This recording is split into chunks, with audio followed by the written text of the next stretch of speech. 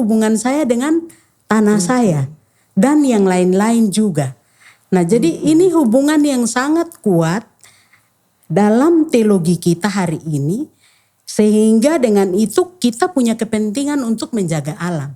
Liturgi juga pengajaran-pengajaran. Pengajaran-pengajaran. Iya.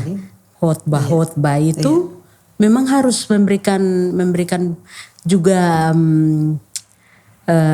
tempat yang cukup untuk isu-isu lingkungan dibahas di dalam. Shalom, jumpa lagi bersama kami di podcast P3W, Suara Perempuan untuk Semua. Kita bersama tahu bahwa lingkungan alam di tanah Papua saat ini tidak sedang baik-baik saja. Lalu ada apa dengan mama-mama di Papua dengan lingkungan alam yang seperti ini? Topik dalam edisi 18 kali ini berbicara tentang perempuan Papua dan ekoteologi. Untuk itu saya tidak sendiri hari ini karena di sini sudah hadir seorang tamu spesial karena topiknya juga spesial. Nah, untuk lingkungan kita pasti tamu yang satu ini tidak asing untuk kita. Apalagi sobat-sobat alumni asrama pendeta Yan Mamoribo di seluruh tanah Papua. Langsung saja kami perkenalkan Ibu Dr. Fransina Yoteni, PhD Ed. Sehari-hari beliau adalah dosen pada Sekolah Tinggi Filsafat Teologia Ishak Samuel Keine yang berada di Jayapura. Apa kabar Ibu? Kabar baik, puji Tuhan. Iya, puji Tuhan, sehat-sehat ya. Sehat. Iya. Mungkin Ibu sapa-sapa sobat perempuan di luar sana dulu. Untuk semua sobat perempuan, baik yang masih muda sekali, yang remaja, yang tua, saya dari podcast P3W ucapkan salam hangat, selamat bertemu dalam bincang-bincang pada siang hari ini. Iya, baik. Kita mungkin dibingungkan dengan konsep-konsep. Ada konsep ekofeminis. Kemudian ada ekotologi, topik kita yang nanti kita mau perbincangkan. Mungkin ada konsep-konsep lain yang eko-eko begitu. Tetapi inilah yang mau kita bicarakan terkait dengan perempuan Papua, lalu ada ekoteologi. Nah, apalagi momen saat ini kita sedang memperingati atau kita sedang berada dalam kampanye 16 hari anti kekerasan dan diskriminasi termasuk terhadap perempuan. Begitu juga yang terjadi di tanah Papua dan secara khusus kita ada di kota Jayapura. Kemudian di momen Desember ini juga nanti di tanggal 7 Desember itu GKI di tanah Papua, Gereja Kristen Injili di tanah Papua menetapkan tanggal 7 Desember itu sebagai Hari Lingkungan Hidup. Nah, seputar itu berarti kita mau bincang-bincang tentang ada manusia, kemudian ada alam, dan kemudian ada Tuhan. Ini kira-kira mungkin kaitannya ke situ. Iya. Tetapi mungkin sebelumnya kita perlu tahu ini konsep ekoteologi ini apa ini? Ekoteologi. Iya. Silakan Ibu. Iya. Jadi sebelumnya orang lebih mengenal yang disebut dengan ekologi ya. Iya. Ekologi itu suatu ilmu yang berhubungan dengan lingkungan. Jadi hubungan antara misalnya manusia dengan lingkungannya atau antara makhluk hidup yang ada di lingkungan dengan makhluk hidup lain. Nah, ini semua yang ada dalam ekologi itu. Kemudian berkembang menjadi ekoteologi. dalam ekoteologi agak spesial, agak khusus karena di situ kita melihat secara khusus ajaran-ajaran agama, doktrin-doktrin keagamaan, terutama Kristen dalam hal ini, yang ada hubungan juga dengan keutuhan ciptaan. Jadi di dalam doktrin Kristen kita tidak bicara hubungan antara manusia dengan satu makhluk hidup saja, tetapi dalam keutuhan ciptaan. Itu artinya manusia dengan seluruh alam ciptaan itu baik benda hidup maupun benda mati. Dari sudut pandang doktrin pengajaran Kristen. Begitu. Iya. Iya. Kalau benda hidup, ya kita tahu alam itu termasuk benda hidup. Kalau tadi Ibu bilang benda mati, itu apa saja yang bisa masuk ke dalam? Nah misalnya batu, benda-benda yang mati ya, tapi itu tanah, juga gitu, tanah misalnya itu adalah benda mati, tapi dia juga dalam keutuhan ciptaan itu. Jadi di dalam ekoteologi sebenarnya kita bicara tentang relasi hubungan antara manusia dengan alam itu secara utuh. Nah, yang menarik sebenarnya di ekoteologi adalah bahwa hubungan itu bukan hubungan yang timpang. Jadi hubungan manusia dengan alam itu hubungan yang equal. Artinya hubungan yang setara. Manusia dengan alam ciptaannya. Nah, kalau kita melihat dalam kitab Kejadian, terutama dalam penciptaan ya, kita lihat justru alam ini yang diciptakan lebih dulu.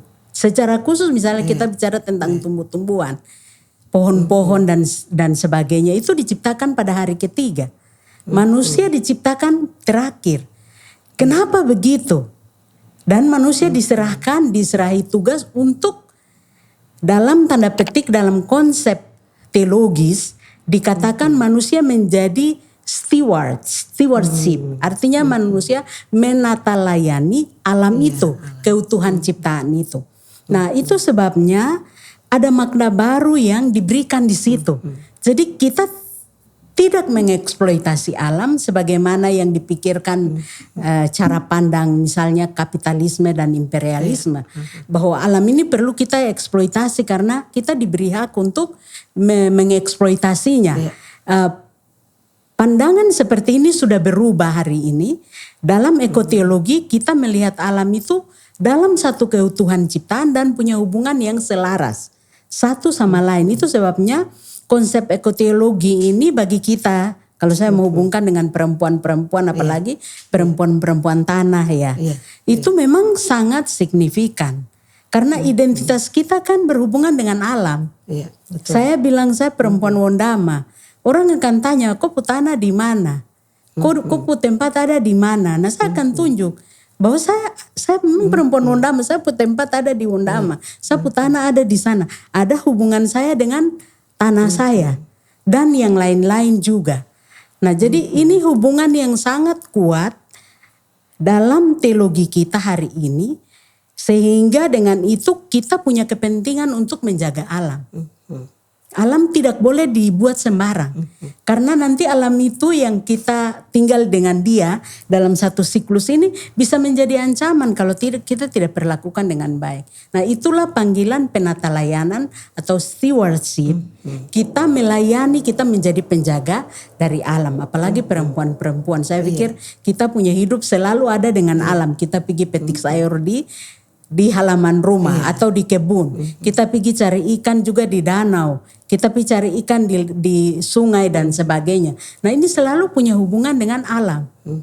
Dari situ kita punya sumber-sumber pendapatan hidup. Nah kita harus jaga supaya sumber-sumber hidup ini tidak menjadi rusak.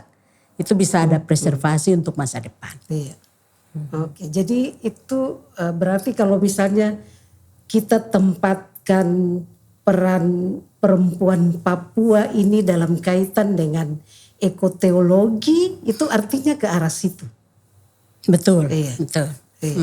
Karena kalau secara tradisional itu peran perempuan Papua kan penjaga tanah, penjaga hutan. Lalu kemudian dia juga dalam pendidikan untuk generasi berikut ini ceritakan kembali atau diajarkan kembali kepada generasi berikut supaya mereka tetap menjaga tanah. Tapi kalau dalam kaitan dengan ekoteologi, dengan peran perempuan Papua ini secara tradisional, ini bagaimana nih kaitannya? Nah, sebenarnya tidak ada pertentangan pada akhirnya kalau kita secara mendalam menganalisis dan membuat kajian-kajian ilmiah tentang ekoteologi dan keyakinan-keyakinan filosofi hidup masyarakat asli kita ya. Dalam hubungan dengan lingkungan hidupnya, alam semestanya. Itu sebenarnya tidak ada kontroversi. Justru kita bisa mengambil contoh-contoh baik yang dipelihara secara filosofis terus dari generasi kepada generasi ini masuk memperkuat iman kita, pengajaran Kristen kita itu begitu. Jadi tidak ada kontroversi. Contoh katakanlah ada satu lagu dalam kami punya bahasa ya, bahasa Wondama sendiri cukup terkenal, lagu itu Butanso.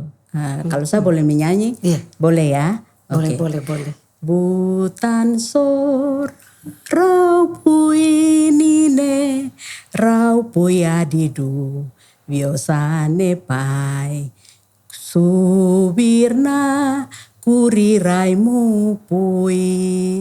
Jadi lagu ini judulnya Butanso itu artinya tanya pada hati nuranimu. Hati nuranimu akan memberikan pelajaran-pelajaran padamu. Nah, suara itu datangnya dari Udik Kuri. Kuri itu ada di Undama, di Udik Kuri di Sungai Bosimi. Nah, Itu nama tempat. Nama tempat. Jadi tempat itu punya suara alam yang bisa mengajarkan engkau tentang bagaimana memelihara lingkungan hidup dan sekitarnya. Jadi tidak ada kontroversi. Alam ini juga mengajarkan kita banyak hal. Coba kita lihat sama-sama kalau Jayapura ini hujannya cuma 15 menit saja, apa yang terjadi? Banjir kan? Nah kita harus dengar suara alam. Alam sedang bilang apa sama kita ketika banjir itu terjadi. Alam sedang kasih tahu kita sesuatu yang tidak baik-baik saja seperti tadi Kakak Ana sudah bilang di awal ini ya. Bahwa ada yang tidak baik-baik saja. Hanya kita tetap menutup telinga, mata kita pura-pura mungkin kita tahu tapi kita pura-pura tidak tahu atau memang kita belum tahu bahwa alam sedang kasih tahu kita bahwa ada yang tidak baik-baik saja. Mungkin jalan-jalan air yang purbakala yang selama ini karena pembangunan akhirnya ditutup misalnya sehingga jalan-jalan air yang di dalam tanah misalnya itu tidak lagi berfungsi sebagaimana seharusnya. Sehingga misalnya Konya ya, kampung Konya yang ada di Abepura ini pasti terendam dan masyarakat pasti terendam air begitu. Nah, alam sedang bilang tidak baik-baik saja. Bukan hanya soal air ya, tanah ya. Tapi juga mungkin hutan kita sedang juga bilang tidak baik-baik saja dengan penebangan-penebangan hutan, pembangunan yang mengeruk gunung-gunung misalnya. Karena kan gunung itu pohon-pohon yang ada di atasnya itu membantu menjaga struktur tanah kan. Nah kita kemudian karena pembangunan, karena mungkin kerakusan ya dari manusia kita merambah sampai terlalu jauh. Nah inilah yang membuat sehingga tidak lagi ada keseimbangan alam. Manusia menjadi korban dari perbuatannya sendiri. Kalau begitu maksudnya kita tahu kondisi alam seperti itu. Lalu kemudian ini kalau saya kembali lagi ke peran perempuan Papua dengan melihat semua kondisi seperti itu. Lalu kita tidak mungkin menangisi seperti tadi Ibu Sin bilang tidak perlu ditangisi lagi. Tapi bagaimana kita menyesuaikan diri dengan semua kondisi itu. Tapi dalam kaitan ke adaptasi terhadap lingkungan itu, apa yang kita harus buat? Nah saya pikir sebagai gereja sebenarnya kita punya beberapa media. Misalnya saja kita bikin liturgi yang betul-betul bicara tentang ekologi misalnya. Di situ kita perlu pertobatan ekologis juga. Sehingga memperbaiki cara hidup kita. Misalnya, kita punya doa-doa juga mungkin harus ada yang khusus soal ekologi ini. Lalu yang berikut kita sudah punya pengakuan iman dalam GKI di Tanah Papua yang saya pikir sangat-sangat up to date dengan isu ekologi hari ini. Dan saya pikir ini harus menjadi sesuatu yang rutin. Jadi bukan 1 bulan 1 kali, tapi bila perlu mungkin 2 kali dalam 1 bulan. Di dalam liturgi kita itu memberikan simbol-simbol ekologis di dalamnya. Sehingga betul orang berpikir kembali tentang penting ini. Terutama pendidikan kepada kita punya generasi muda. Bukan hanya pada perempuan menurut saya, tapi juga generasi muda kita. Mungkin kita kan lebih banyak sekarang dengan gadget-gadget kan. Iya, Gadget. Mungkin juga kita perlu program khusus juga di Reels dan sebagainya, TikTok dan sebagainya. Mungkin pesan-pesan ekologis juga perlu dibuat di sana dengan kita generasi muda yang luar biasa ini, begitu. Hal lain juga saya pikir perlu barangkali festival khusus soal ekologis.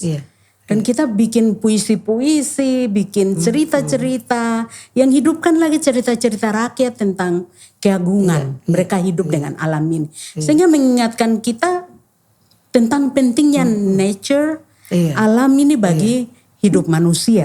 Karena saya pikir dunia hari ini akhirnya kembali kepada itu. Dia memang dengan teknologi, kecanggihan semua ya. Tapi menurut saya sekarang dunia kembali kepada titik nol lagi, kepada alam.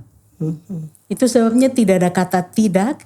Justru sekarang kita harus hidup berdamai dengan juga contoh saja dengan angin tofan. Mungkin kita tidak terlalu terasa ya. Kalau di negara lain seperti di Filipina, kebetulan saya pernah tinggal di sana bertahun-tahun. Itu kita sudah tahu dalam 1 tahun itu akan terjadi berapa angin tofan. Dan itu sudah diumumkan begitu. Di mana-mana, di radio, di jalan pemerintah daerah itu pasti mengumumkan. Jadi kita siap. Saya ingat di satu kesempatan itu angin tofannya itu sangat dahsyat begitu. Itu mulai jam 3 pagi kita sudah dengar deru angin itu dan kaca-kaca rumah itu semua bergetar. Dan itu listrik semua tidak ada. Otomatis ini, tapi karena kita sudah diberitahu lebih awal. Jadi waktu itu saya sudah beli beberapa hal, makanan dan sebagainya. Jadi kita punya persediaan makanan di rumah. Terus ada pekerjaan-pekerjaan tangan yang bisa kita habiskan tanpa perlu listrik. Dan sebagainya selama berhari-hari. Begitu. Nah saya pikir mungkin ini salah satu model, metode bagaimana kita hidup hari ini beradaptasi dengan lingkungan yang mulai berubah ini. Alam yang mulai berubah dengan curah hujan yang semakin sering sekali. Matahari di Jayapura bisa kita lihat 3 hari berturut-turut kita tidak lihat matahari muncul. Yang biasanya tiap hari ada. Betul. Nah sekarang kita tidak lihat. 3 hari, 4 hari, bahkan 1 minggu. Kita bisa cuma kabut begitu. Nah kita harus beradaptasi dengan hal-hal seperti ini. Nah yang berikut yang saya pikir juga penting bagi kita. Yang bisa kita adaptasi misalnya dengan penanaman pohon. Karena saya pikir ini kembali ya. Iya, penanaman pohon kembali. Kembali penanaman pohon kembali. Karena begini, ini juga perubahan iklim ini juga berhubungan dengan emisi ya. Gas karbon yang semakin meningkat. Nah kita tanam 1 pohon itu sudah sangat berguna sekali untuk menolong hidup manusia, juga menolong hidup alam semesta ini.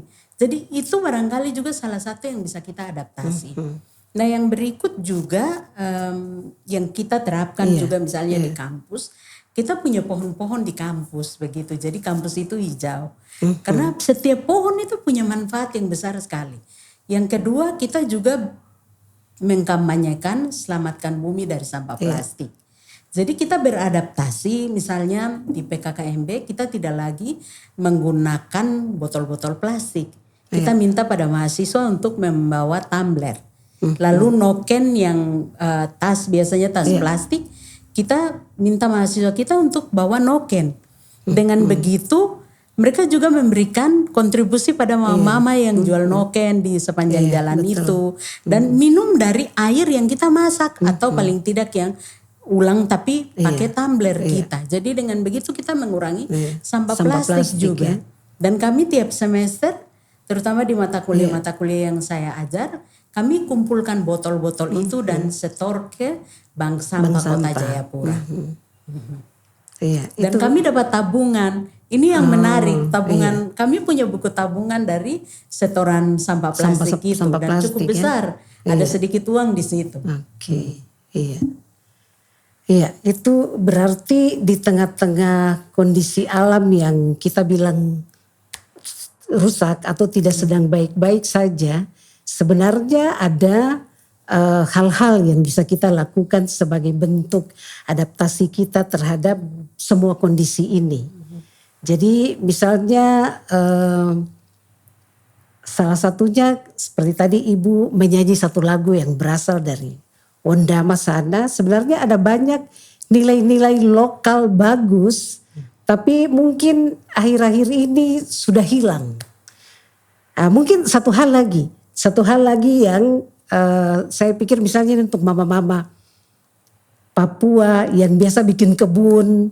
Nah kalau bikin kebun baru itu berarti pohonnya harus ditebang.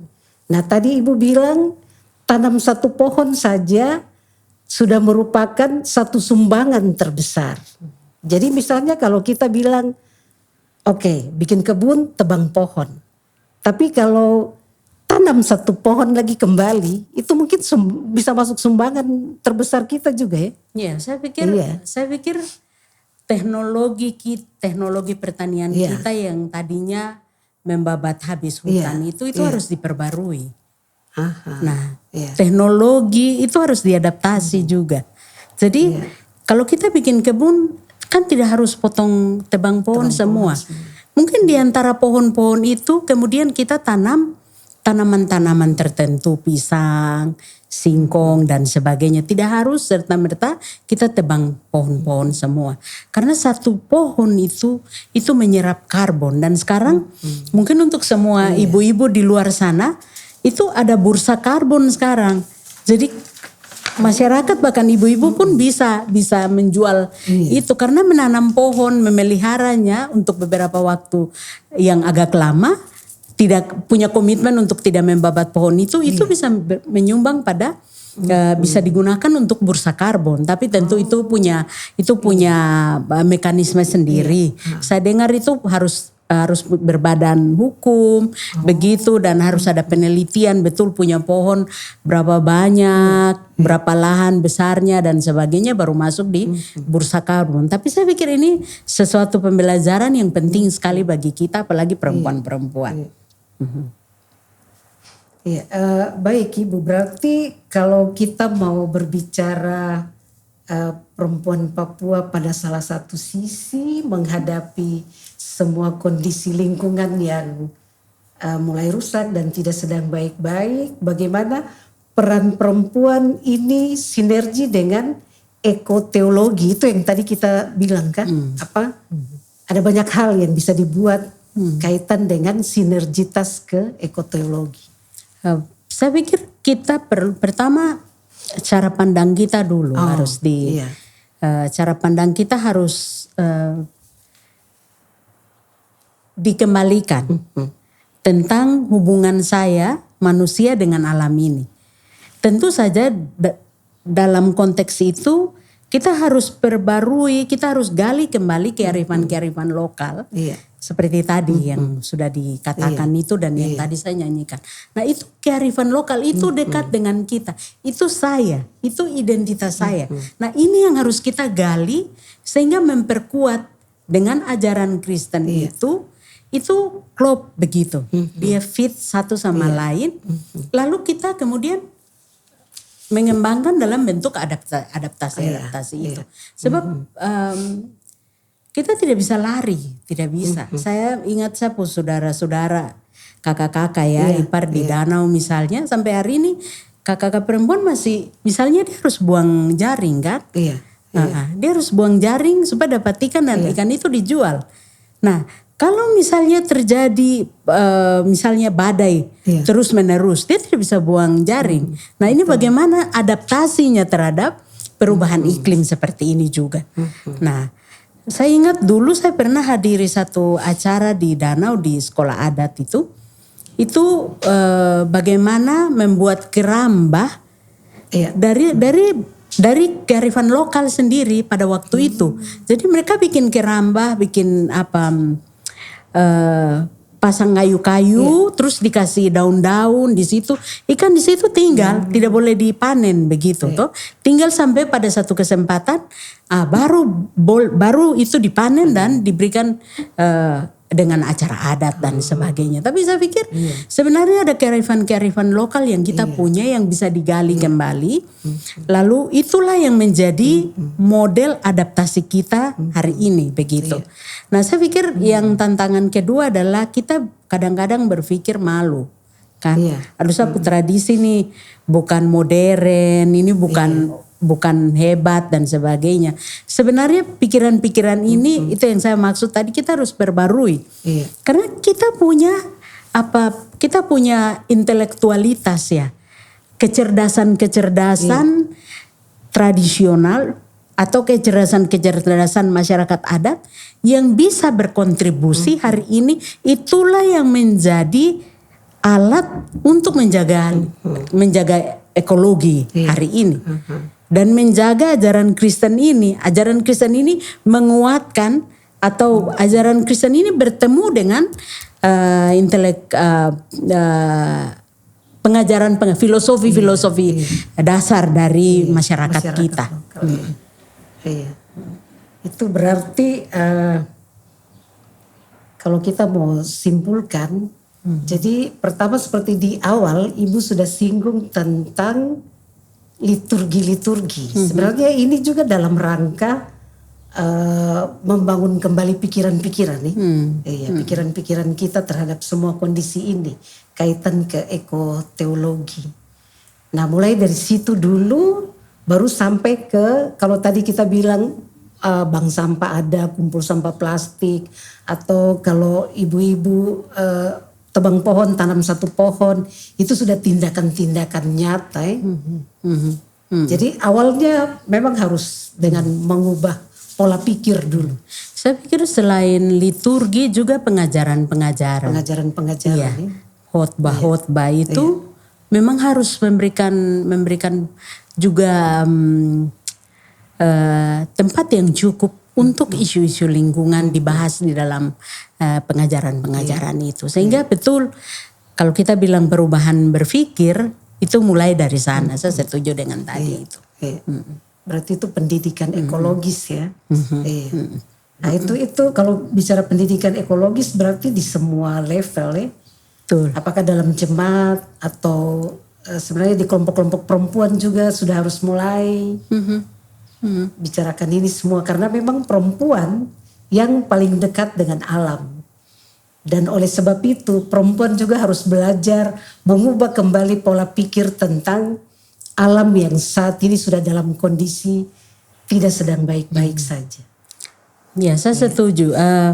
Dewan Gereja Sedunia tahun ini itu sudah meluncurkan dekade ekologi, keadilan ekologis. Jadi sangat